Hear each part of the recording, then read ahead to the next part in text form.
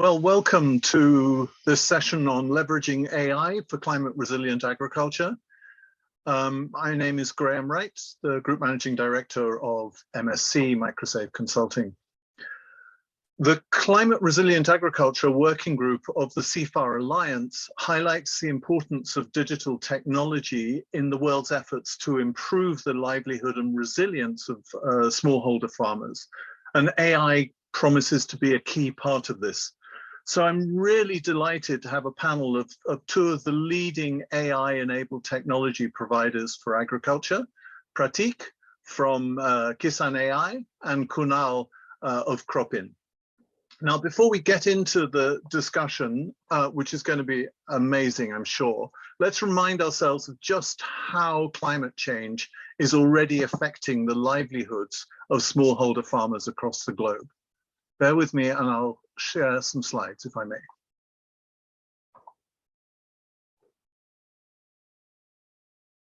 So this is from work that we did in Bihar. And you can see that from a decade ago, the trend has been persistently that disruptions, either from heat waves or droughts or flooding, have increased. And similarly, the result has been that farmers are experiencing very significant increases in pest infestations and so on. And we saw this also when we did work with farmers in Bangladesh. The impact of extreme heat and ground that is already saline from previous cyclones means that land preparation is difficult. Then the erratic rainfall first delayed and then dried up seeds, and then the torrential downpours that came with the rain season that was late but then excessive meant that a lot of the seeds were flooded away, and of course the flooding persisted. After the floods came high temperatures, and those diseases and infestations that we saw in Bihar are replicated again in Bangladesh. And then in November, we had Cyclone Amphan, and that wiped out the final standing crop and again washed in the saline water that makes the soil even less fertile. And of course, it makes storage and drying that much more difficult, not to say impossible. So of course, overall profits are significantly reduced, and indeed many of the farmers that we talked to have made significant losses as a consequence. And our work with CGAP and Decodis in Nigeria has shown this at a macro scale. So we looked at the impact of climate change on the 5 livelihood capitals: physical, natural, financial, social, and human. And you can see that in the main, they almost all declined in the last 2 decades as a function of climate change. This reflects the relentless erosion, not just of income, but increasingly of assets of poor and vulnerable communities affected by climate change. Now, in India, we're working with the government of India and the AgriStack and the government of Bihar, integrating the digital farmer services platform to use technology to significantly enhance key aspects of the agricultural production cycle, the financing of it, and indeed the market linkages associated with it, and indeed to help farmers respond to the challenges of climate change. And that's why I thought that it would be so useful to have a conversation with 2 of the leading experts on AI for agriculture. So I'm going to jump straight in and ask, starting with Pratik perhaps, how is AI-enabled technology already helping to respond to these types of challenges? Pratik. Thank you, Graham. So, like from our experience, what we have seen, the smallholder farmers, the biggest challenge they face is the knowledge gap. Like we know that there's a lot of knowledge being produced for sustainable agriculture and climate resilient agriculture, but they are mostly like, with the institute, like just like this event. But there is no easy way to transfer this knowledge back to the farmer or smallholder farmers who do not have access to this information, and mostly that is because of the literacy and the language barrier. And from our experience, what we have seen, if we enable something with AI, because with the new advancement in the generative AI can actually comprehend the question that is coming from farmer much more better than the previously, from the other solutions. So, and if we implement a solution in their own languages and also enable the voice-based interface, what end up happening is the farmer can ask question to AI in their own language, AI can comprehend it and reply back from the knowledge that has been produced already from this institute. And this kind of bridge the whole knowledge gap between the knowledge producers and the consumers of the knowledge. And with the solution that we have implemented, we have started seeing that farmer asking questions regarding the practices and regarding sustainable agriculture. And we have also seen the back and forth, like with the conversational AI, what is happening is they can actually go back and forth with the AI and have a conversation, which was not possible before. And with the generative AI, we can actually have like the huge knowledge set available to them and kind of exactly find the question they're looking for and deliver that particular solution. And basically what that enables is until now, farmer has to rely on the local expert who may or may not be the expert, and they never had a capability of going to the Google, searching for solution and comprehending this thing, right? With this one, by delivering language in their, will answer in their own language, with the voice, now we can actually, complete the whole knowledge production to the knowledge consumption side. That's what we are seeing right now from the solution that we have built. Brilliant. And this will come in the next question, but I'm going to be asking you, I think, about what the role of imaging, videos, et cetera, will be in the long-term future. But let's turn quickly to Kunal now, and I want to do a plug for Croppin because he just rocked my world by telling me that they're now in 90 different countries across the globe, which is just a phenomenal achievement. So Kunal, again, to you, how is AI digital technology actually currently helping farmers facing climate change? Well, thanks, Graham, and you really covered that very well in your presentation. Exactly, from the cropping context, we have been there in the space for the last 13 years right now. And when we started back in 2010, it was more about digital agriculture, the data of the farms, the farmers, what has to be done was very important to be there at one single place so that the decisions could happen. But eventually, as we started moving towards 2016, 17, we realized that climate was one of the biggest factors which was unknown, because we were knowing that the good agriculture practices has to be shared to the farmers and the farmers will practice that and eventually the come out. But what was happening is because of the changing climatic conditions, there was sudden heat stress. There was certain floods would come, droughts would come, and this will eventually help it will actually impact the crops in very, very different ways. So understanding that hyperlocal context of the climate and giving the advices to the farmer was then the need of the hour. And essentially from 2016, 17 onwards, we started seeing a lot of solutions being asked not only by organizations that we support, but also by the farmers, that how can we really become much more predictive and prescriptive in this particular scenario. So what we started doing is understanding that if we have to really hyperlocal and contextualize the knowledge for that particular farmer, we have to know the science of agriculture and embed with the criteria which could be predicted. And this could be monitored through remote sensing, predicted through climate smart, climate forecasts, understanding the local condition in the particular location and combining that to get into a crop knowledge. And this crop knowledge would not be just a timely information that would be shared, but it will depend on the situation, how the crops are moving. If there is from the time of sowing where we would realize that, okay, in this particular area where mostly our farmers are rain-fed farmers and the rain patterns are changing, we would ask the farmers that this is not the right time for you to do the sowing and potentially wait for some time. And when the right conducive time comes for the farmers, we then advise the farmer to do that particular sowing. But we also realize that at some point in time when the weather has really changed and the the rainy season has actually moved further ahead, we would advise a farmer that you can go for a different crop rather than the traditional crop, which would need much more rainfall. We also have seen, like, in areas which are more stressed, where you will have during the season, you will have more stress from the heat. You would actually advise a farmer that you can go for a high resistance, climate resilient seed, which will be available in that particular market. So helping the farmer to contextualize the crop, because you will have 2 or 3 seasons, but how do you really connect to that particular season and do the best that is possible from the time you are doing the planning? Now, once the plan comes in and becomes active and the farmer would have sown, then the crop has to start growing. You have to think about irrigation. Irrigation for the smaller farmers are becoming a big cost. And if you do not irrigate, and if you irrigate excessively, there's a cost.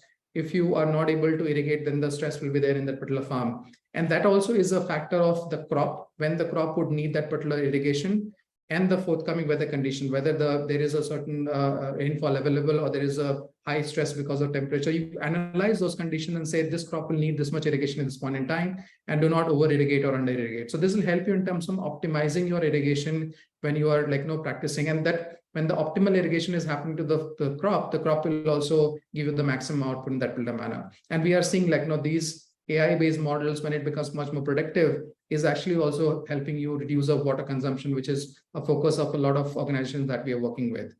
Then is the pest and disease, eventually, that you also shared.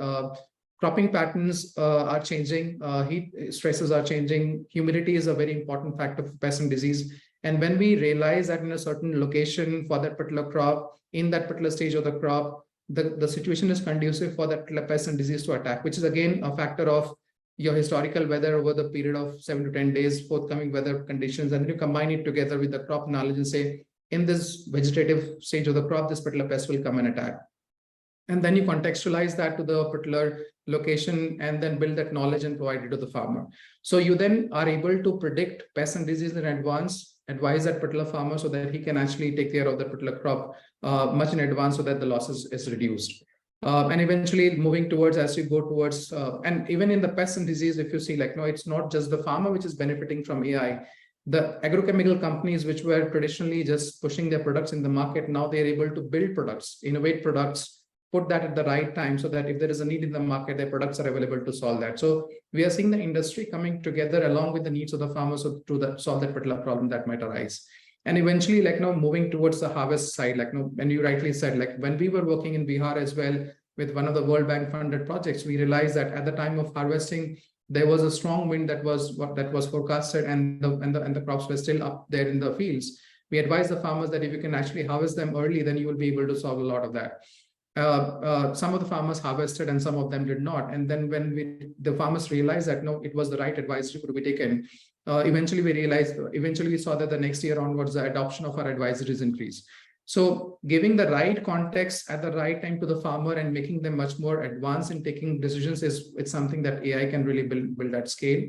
And the second thing is also about how do you basically get the industry together? Because it's not the farmer. The industry is also there in terms of access to finance, access to insurance, efficient supply chain. So if you know about how much is going to come to the market, the supply chain players can come and act together, which essentially also means there is less losses that's happening in the supply chain. Right time of yield estimations can be done. The optimum yield, the optimum production could be estimated, and then the supply chain in terms of transportation, warehousing, and logistics can be planned out. So we see that the system of agriculture, if it combines together with the production system of the farmer, and we try and maximize the per acre value, this essentially can actually help the entire ecosystem to grow.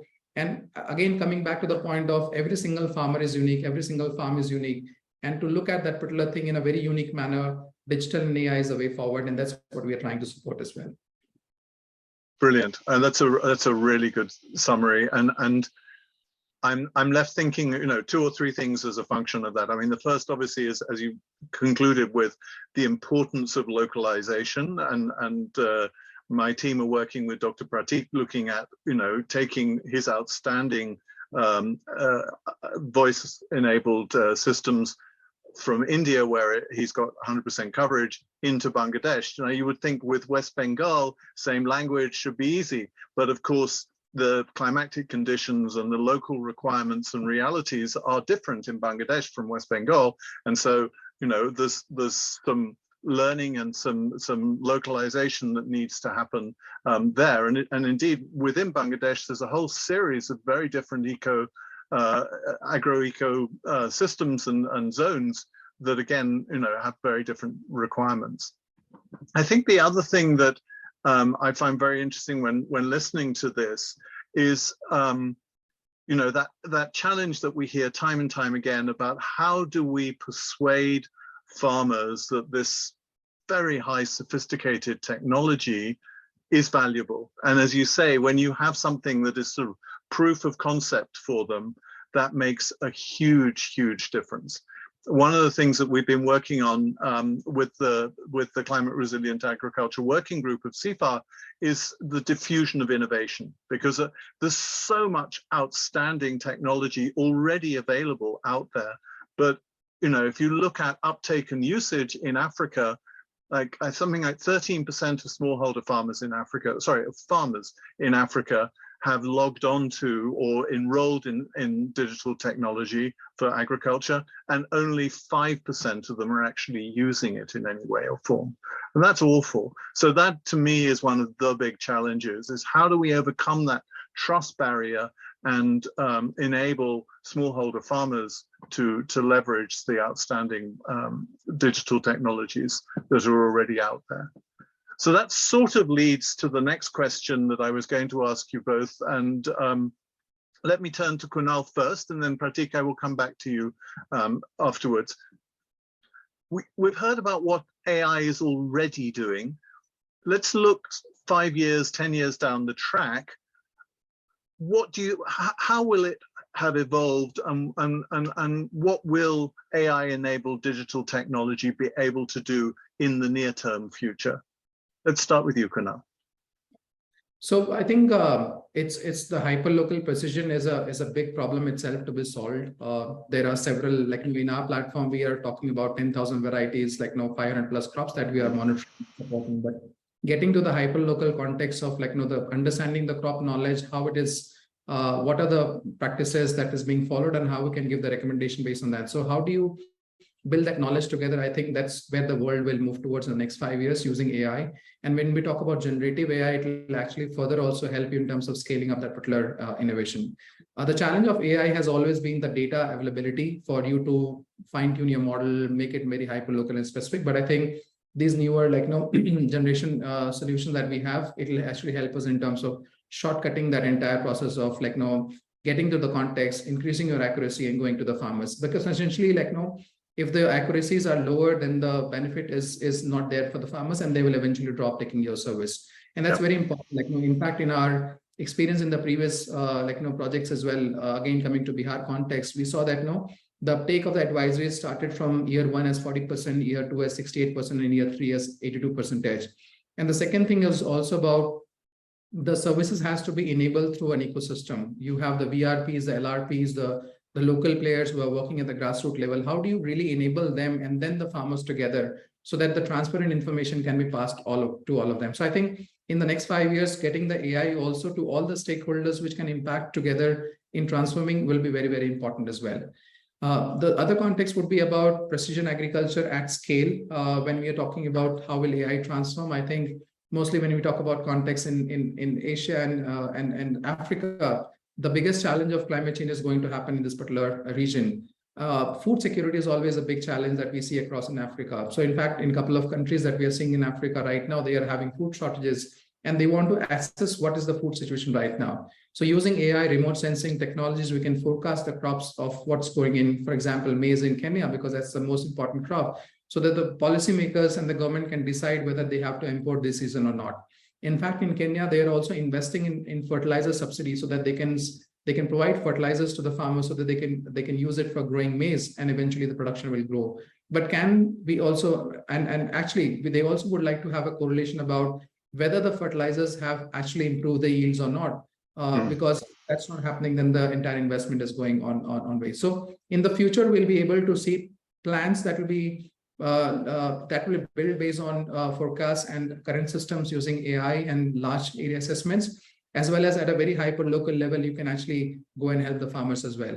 You will also see ecosystem around, when we talk about seed companies, a lot of our seed companies are are actually doing breeding, and they are also building seed which are very contextualized to that particular location. So how do you really reduce the breeding cycle from 6-8 years that they normally have? Can you reduce it to 4-5 years or maybe lesser than that, so that you can bring the seeds to the market as fast as possible, looking at the conditions that are there?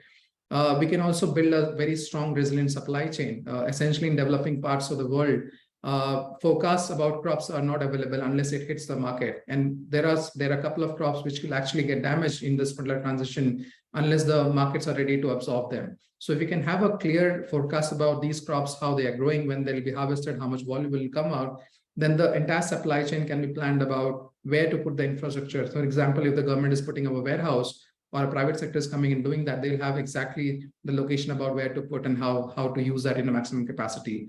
So these are some of the areas where we see AI to really come across in the production, in the supply chain side of the business as well.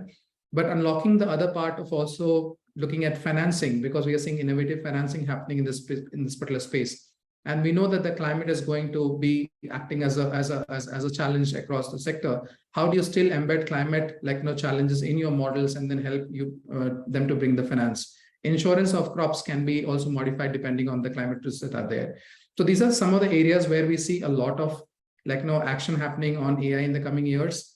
And in fact, in the production scenarios, we are also seeing not just the 5-year, we are talking about 20-30 years where a couple of organizations are thinking about, will the cropping pattern change completely, whether because of climate change? Northern Europe will have a different weather condition, which will give you 1 or 2 more cropping seasons, and Southern Europe can have the complete change in their crops, right? We are seeing stresses happening in grapes in Spain and those areas, and the grapes are not the same taste that they were earlier. So we'll also see these changes happening in the crop production practices and locations that they will be eventually shifting in the coming years. So I think understanding that in the holistic context, doing a forecasting and supporting the entire ecosystem, AI is going to play a bigger role, and that's what we see happening in the coming times.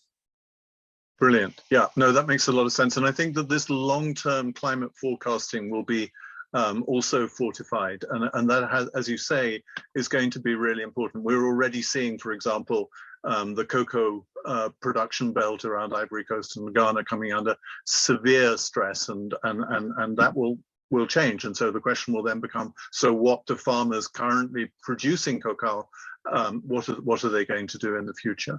So Pratik, we've talked about what you're doing at the moment. What about in the future? How do you see the evolution of AI-enabled digital technology for agriculture? Yeah, so what Kunal talked about, the hyper-personalization or hyper-localization, and I think that is the generative AI, the way it's going forward is more data or getting more geographical specific information or more practices which are being followed in a particular region. And what we are doing right now is by serving this question answer, we are collecting huge amount of information.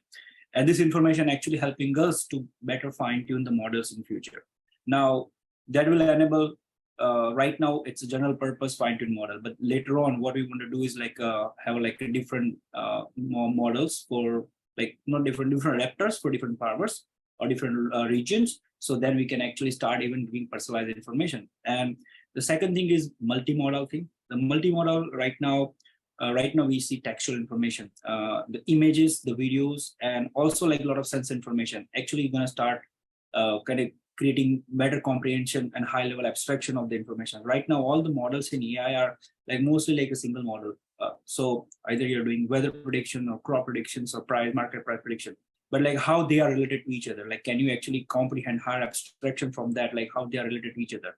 So ultimately, when you are actually providing this solution to a farmer, all the information that you are collecting, not just about the practices, but the weather, rain, the crop, the diseases, that all can be comprehended together to create some abstraction. And that is our goal, to actually provide use the multimodal mod to kind of personalize this information for the farmer. And the second thing which I see and which we have actually started seeing is finding trends, something when you see a lot of questions being asked in particular region, and then you start actually measuring that these are coming for some particular type of curling leaves or some kind of place, you can actually start predicting that this particular crop infestation is going on, or going to kind of go forward. And because you're dealing with the farmer and collecting information like that, because these are the farmer who are giving voice input and like in their language is describing something. So we can actually start finding the trends of like some infestation before it's actually become, you know, like spread around, and we can notify the authorities. Something that we can also do by combining multimodals with the price predictions or market insights, because that's also like, you know, one of the biggest challenge we have seen with the farmer income and like related to like the crop failure or like a price increase on the consumer side is basically the whole logistics system, at least in the developing nation, is not as like mature as like it's in developed nation. So the price fluctuations keep happening. So if we know what kind of question being asked by the farmer on a regional level, we can actually start saying like the amount of crop or yield can probably predict that and advise in terms of like, you know, different crop or different seed or something like that. And this is something like we want to go like more predicting on combining more modalities instead of like just creating like a single model AI things. And this is what like particularly I see how we can go forward. And I asked you earlier, but now I want an answer. Do you see opportunities to involve video or image-based? Because it's one thing having a farmer describe a leaf curl, but it's a whole different thing if you leverage the likes of Plantix or whatever in order to identify it more effectively. So we are working to add the image models, and we are trying to integrate image model not just as identifying the disease, but actually having a question answer on top of the disease. Basically, you take a picture, it identifies, and then you can actually start a conversation on top of it. And this is something we are working on, so it can go, because once you take a picture and you are not like stopping at the picture and identifying the disease, you are looking for what kind of pesticide can be used for, what kind of natural sustainable way to kind of get rid of the pest, like, you know, those kind of questions can come forward. And that kind of conversation we want to continue and want to implement. So it go from taking a picture to going to the solution, and maybe at the end, maybe like the, you know, going to the particular distributor or shop where they can actually purchase without getting out of this whole question answer. Yeah, no, that makes a lot of sense. Because I mean, ultimately, we want to get to a situation where it's as easy as possible for smallholder farmers to respond to whatever challenges they're facing. And just to add one more thing, because when we are personalizing, we also know the farmers like previous questions or like, you know, the history of what he's been asking. So if you know his growing pattern or like crop rotation and the pace, then actually this particular answer can be much more personalized than just like giving you the answer from the picture that we have taken. And that is something can become like very personalized, which was Kunal talking about, like hyper local, hyper personal solution for each farmers we can provide. Yeah, I absolutely agree. And what you're describing is a process, and I'm sure Kunal is doing similar things, of sucking up information in order to constantly train the models in order to hyperlocalize and so on.